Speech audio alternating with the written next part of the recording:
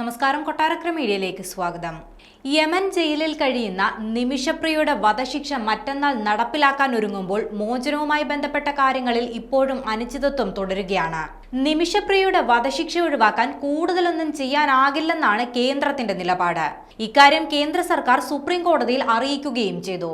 വധശിക്ഷ ഒഴിവാക്കാൻ പരമാവധി കാര്യങ്ങൾ ചെയ്യുന്നുണ്ടെന്നും ദയാധനം സ്വീകരിക്കുന്നതിൽ കേന്ദ്രത്തിന് ഇടപെടാൻ പരിമിതിയുണ്ടെന്നും അറ്റോർണി ജനറൽ സുപ്രീം കോടതിയെ അറിയിച്ചു.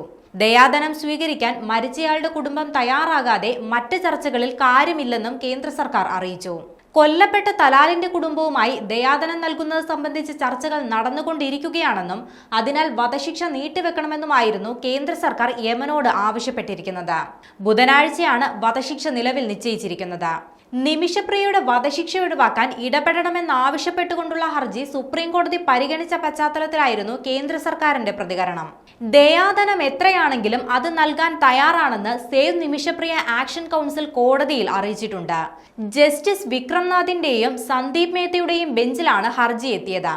വിഷയം വെള്ളിയാഴ്ച കോടതി വീണ്ടും പരിഗണിക്കുകയും ചെയ്യും. കൊല്ലപ്പെട്ട യമൻ പൗരൻ തലാൽ അബ്ദു മഹദിയുടെ കുടുംബവുമായി ചർച്ചകൾ ഇപ്പോഴും തുടരുകയാണ്.